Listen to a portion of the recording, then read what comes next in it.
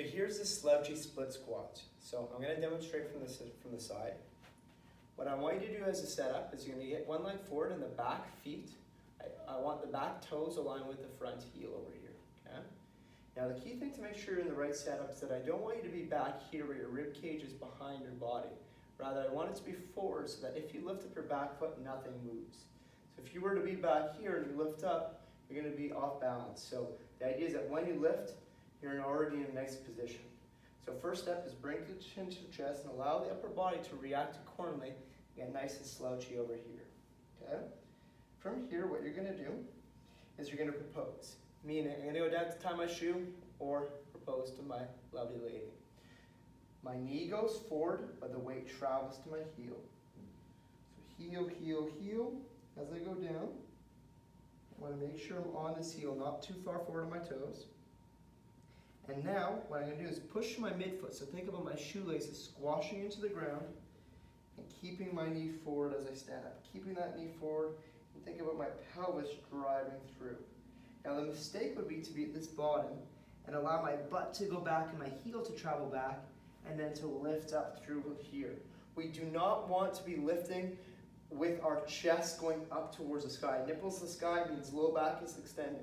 We're trying to teach our hips to extend, not our low back. So as I go down, the knee travels forward, but it's not going to travel forward with my rib cage behind me. Again, that's not good. So I want to think about my butt going and being stacked here. So when I'm sitting down to a chair, as my knee goes forward, chin is down, I can relax in this position. Now I shift forward into the midfoot, and I come back up. And I come back up, and my hips travel horizontally through, so that my hip is finishing over my midfoot, but again, I'm not extending backwards. Now, a couple other mistakes that happens is as you go down, some people will want to lead with their head forward, and when they lead with their head forward, they have no option but to start extending through their back here, and then they come back and they end up doing something awkward here.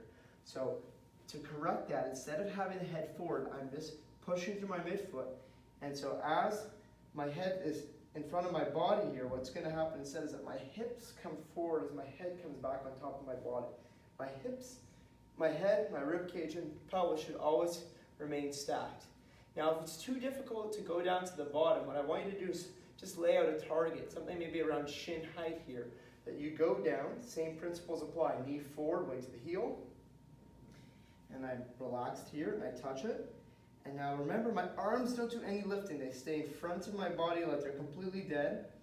And again, I don't want my head forward. I'm keeping my head on top of my body, and I'm pushing through my midfoot, my shoelaces, and my hips travel forward like that. Just one more time from a front view. Relax.